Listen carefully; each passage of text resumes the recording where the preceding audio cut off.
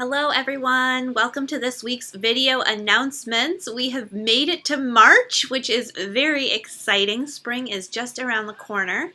And making it to March also means that our stewardship campaign is wrapping up. In fact, the deadline we were hoping to meet to receive all pledges was yesterday, March 1st. I'm recording this on March 2nd. And of course, we have heard from a whole bunch of you, which is so wonderful. Thank you to everyone who has submitted their pledge already. We've heard from over 100 of you. About 103, and so far we have raised $260,000+, which is fantastic. And we've still got a ways to go. We are expecting to get about 180 pledges, so that's about 80 more that we're expecting to get in. And our goal, our monetary goal, is $350,000, so about $90,000 more dollars. So if you have not gotten your pledge in, please do so. There is an online pledge form, and I will put that link in the comments. You can just click on that and make your pledge super easy. We will also, if we haven't heard from you, we will be calling you this week. So if we call you, please answer the phone. We'd love to chat with you. And I hope that we will hear from you as soon as possible about your pledge. It's really important that we get those in so that we can make an accurate budget for next year, which we do in March, which is now. So we also have a lot going on now that it's March. Tomorrow, Tuesday, the 3rd at 3 p.m., Ben is going to try again to do his contemplative cemetery walk. Last time it was rained out. He's hoping to do these about once a month. So if you would like to join Ben for a walk in our cemetery tomorrow at 3 p.m., just come on down to the church and meet at Ben's office. This Saturday, March 7th, I am going to be leading another session of Wiggle and Wonder, which is our group for kids ages 0 to 2 and their caregivers. I would love to see any of you if you fit into that category. Again, it's this Saturday, March 7th at 10 a.m. in the chapel. This Sunday is Daylight Savings Time Sunday, so it is the time change. Don't forget that. Otherwise, you'll be late to church, and you never want to be late to church. So make sure to set your clocks the night before, and I hope we'll see you on time on Sunday. We got several things happening on Sunday. We'll have another service on wisdom. I'll be preaching again. Too soon to tell, we're calling it.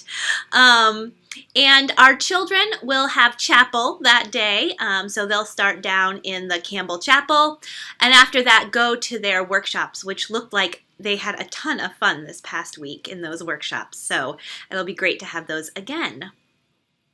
After the service, I'll be leading a session of exploring membership in the fellowship room starting at 11:30 and running till 1 p.m.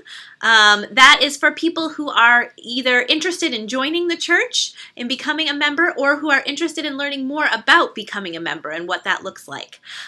So anyone is welcome to join us. Again, 11:30 to 1 p.m. in the fellowship room.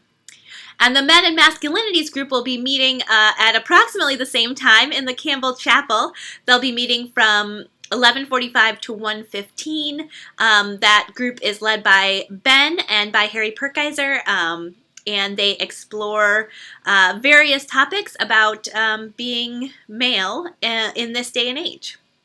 And there is childcare available for both of those, for exploring membership and men and masculinities. So if you have kids and want to attend one of those, we will have childcare available. Also this Sunday in the evening, our 20s and 30s group is having a game night here at the church. I believe they'll be in the dining room at 7 p.m. So if you are in your 20s or 30s and like to play board games, come on out this Sunday, 7 p.m. That should be a lot of fun. On Monday, next Monday, the 9th at 7 p.m., our drop-in grief group is meeting. That's led by Karen Campbell, and it's an opportunity for people who are experiencing any kind of grief to come and receive support. Karen does a really wonderful job, and you don't have to sign up. You can just show up if you need it that night. The next night, Tuesday the 10th at 7 p.m., our UU History Movie Night is happening. We've been doing these monthly. Kevin Ross Emery is leading them. He'll show about an hour-long movie, and then there'll be some time for conversation afterwards. And each movie discusses a different part of our Unitarian Universalist history. So it's a great opportunity to go a little bit more in depth with our history. That's 7 p.m. Tuesday the 10th, and it is in the youth room, up in the youth room. On Thursday, the 12th at 7 p.m. Is our next session of Knotty Conversations, which is the webinar series on anti-racism and multiculturalism that our Unitarian Universalist Association is putting on this spring. And this one is about dealing with shame, fragility, and denial. The last two have been really good, so I encourage you to come out. That'll be up in the youth room at 7 p.m. on Thursday, the 12th. On Saturday the 14th, we are having the first of two end-of-life events.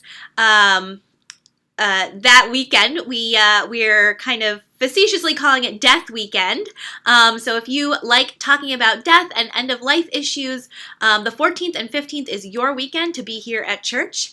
On the 14th at 6 p.m., we are doing another Death Cafe, potluck and conversations. They'll be start with a potluck and then break out into small groups for some conversations about death and dying and end-of-life topics.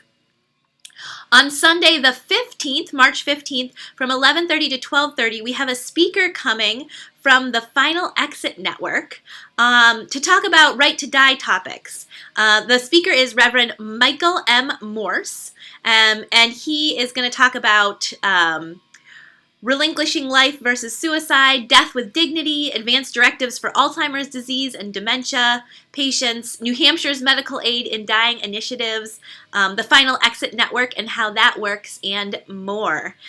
He is a longtime advocate for death with dignity and also an active member of the Frederick, Maryland UU congregation. And so we're excited to welcome him on March 15th from 11:30 to 12:30. That'll be up in the auditorium.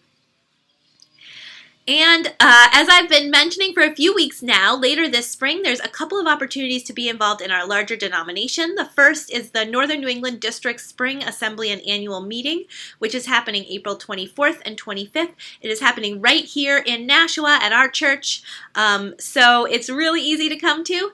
The cost to attend is only $15, and there are scholarships available. And I will put a link in the comments with all the details about that, so that you can find out about that. And the other opportunity is our Unitarian Universalist Association's General Assembly, which this year is happening in Providence, Rhode Island, which is so close to us. So I'm hoping that we'll have a big group going. Sadie and I did do a webinar a few weeks ago, and we recorded that webinar, and I'll put the link to the webinar in the comments. So if you want to learn more about this year's General Assembly and how you can participate, check out that webinar. We covered everything. We also have put together a form, so if you are planning to come to any part of General Assembly, we'd love for you to fill out that form. I'll put the link to that in the comments as well. And there are all different kinds of ways you can participate in General Assembly, including just coming to worship on Sunday morning. We won't be having worship here in Nashua. Instead, we'll be carpooling down to Providence, and you'll get to experience worship with thousands of other Unitarian Universalists. So if you're interested in carpooling down for worship or attending any part of General Assembly, do fill out that form and let us know.